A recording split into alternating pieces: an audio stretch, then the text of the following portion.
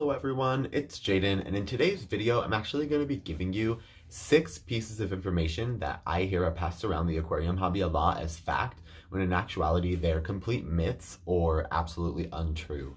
These 6 pieces of information can be really helpful for beginning aquarium hobbyists or for anyone that just didn't know this information. I apologize in advance if I'm a little bit groggy. I didn't get the best sleep last night, and I should technically have posted this video on Thursday, but it's not going up till Friday. Stuff happens. But before I get into the video, if you haven't already subscribed to my channel, go ahead and hit the subscribe button. That would be really amazing and it would help me out a lot. If you like this video, go ahead and give it a big thumbs up at the end and drop a comment down below. That would be really amazing. And let's just get right into it.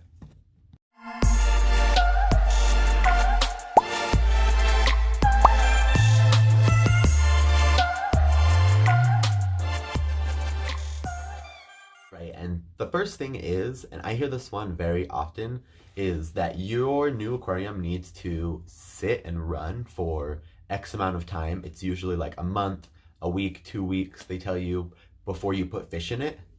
And that is just absolutely untrue. Yes, you should set up an aquarium when it's new, just for like maybe a day, just to see if there's any leaks and to get it heated up. But if you're just running an aquarium with no fish in it, essentially what you're doing is you're just filtering and warming this water, and it doesn't start a biological cycle. To start a biological cycle, you actually need a form of waste in there that's producing waste, which would be life. And unless you actually have access to a pet shop that's going to be able to give you filter media or gravel from a cycle tank or a friend, then the easiest and fastest and simplest way to do that is to add life in there, which leads me into the next thing. Number 2 is one that I hear quite often, and that is that it is bad to put fish in a cycling tank. And that is absolutely not true, because like I said in the last one, you actually need a form of biological waste or life in there producing waste and defecating in this water to get the biological cycle started, unless you can get gravel or filter media from an already cycled tank from somebody you know or a pet shop. And the easiest and fastest way to get that tank to cycle in the first place is, like I said, to put fish in there. Yes, you can overdo it before the biological filter is able to handle the capacity of load of like biological load that you put in there. So you could do it slowly, because you're going to be having to do frequent water changes until that biological cycle is running in at full steam. And the more fish you put in there, like if you did a fully stocked tank, you're going to be having to do frequent water changes every single day, all the time, because there's more biological load and you have to allow time for the cycle to be able to accommodate for all of the waste that is in that tank. 3, and that is that a deep gravel or sand bed in your aquarium is bad because it can harbor cyanobacteria. Yes, cyanobacteria is something that every aquarium hobbyist has to deal with, but biological or beneficial bacteria in your aquarium grows on hard surfaces, not in the water. And if you have gravel or sand in your aquarium at the bottom, there's so much surface area for all of this beneficial bacteria to grow across. So it's much more beneficial than it is harmful. And every good aquarium hobbyist knows that if you're keeping up water quality like you should, that you won't have, and doing like gravel vacuums, that you won't have cyanobacteria, because cyanobacteria is a sign of poor water quality and low, like not taking enough care of this aquarium. So if you're actually taking care of it like you should, then cyanobacteria should not be a thing.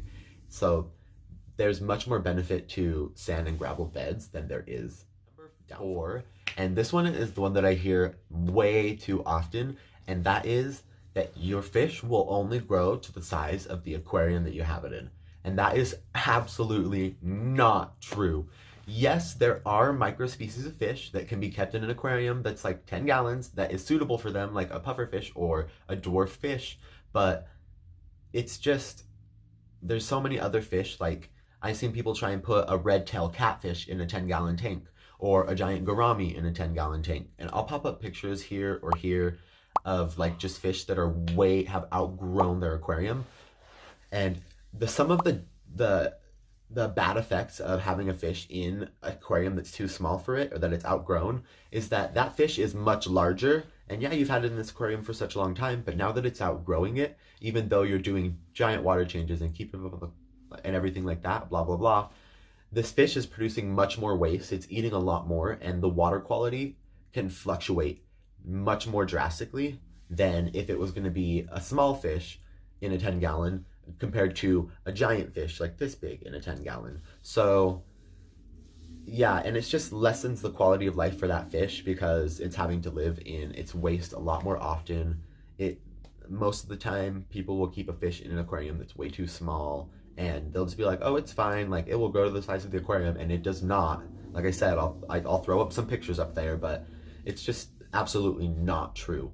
There are many fish that will outgrow any aquarium that you put them in, like a Polypterus. Those are giant monster fish, or a gar, or an arowana. Those are fish that will outgrow an aquarium that you put them in. If you have them in a small aquarium, they're going to outgrow that super fast, and it's going to be a very poor quality of life for them. So yeah, a lot of fish can outgrow their aquarium. That is absolutely not true that a fish will only grow to the size of their aquarium. Number 5, and this one I hear very often, is and it is small aquariums are easier to take care of, which in some cases that can be true, but a lot of the time it's when the person that's taking care of it is knowledgeable and have a lot of time to do constant water changes and clean a lot, because in a smaller environment, algae can spread a lot faster, disease can spread a lot faster. It's prone to water fluctuations a lot more because it's in a small environment and the fish are wasting in it. Just diseases, like I said, I think I said that already. Diseases can spread faster. Honestly, even in like a 10 gallon, like is pretty prone to a lot of these things in my experience. The smallest size that you're gonna have less of these problems with is probably gonna be like a 20 gallon aquarium at least. And no, I'm not saying go out and get this massive aquarium like a 20 or 20 plus gallon aquarium, but if you want less problems, then that's probably the road to go, because a micro aquarium, unless you have a lot of time for it, is very prone to a lot of issues. Last but not least is going to be number 6. And number 6 is one that I hear too often, and it is that a small amount of salt in your freshwater aquarium will be beneficial to the fish that are living in there. And that is actually completely not true. Let's get one thing straight right now. This is if you have a true freshwater aquarium, freshwater contains no salt, and fish that live in that, a lot of the species of fish and freshwater plants in the hobby cannot handle any salt at all. That's why they're called freshwater. Freshwater does not have salt in it, and it can be beneficial in short term for a sick fish, or fish with an infection or a fungal issue, or fin rot, because I use it for betas or fish with fin rot, because I have a lot of long fin fish and they are prone to that. It can help short term, but adding it directly into your aquarium over a long term and letting it chill is not good. It can affect a lot of fish's gill functions, and me personally, I've seen salt take out whole patches of carpeting grass like hair grass, micro swords, Amazon swords, a whole school of black skirt tetras, a bunch of neon tetras. A lot of fish do not like salt. They do not like it at all. And there are skinless fish like pea puffers that do not like salt at all. A lot of people think those are abracus fish when they're not at all. They don't have scales, and that's very harmful for them. So, like I said, it can be beneficial in the short term for a sick fish in a salt dip, but other than that, it is not good for a freshwater aquarium. That's why it is a freshwater aquarium. On that note, I am going to go ahead and end this video. I hope you guys liked this video and at least learned something from this, or just enjoyed it a little bit. If you did, go ahead and give it a thumbs up. That would be really amazing, and leave a comment down below. If you haven't subscribed to my channel already, go ahead and hit the subscribe button, and if you want to be notified when I post, hit the bell notification as well. If you didn't know already, I post Monday, Thursday, and sometimes Friday. I didn't post this video on Thursday, but stuff happens. It's coming up on Friday. But yeah, stay tuned. Bye.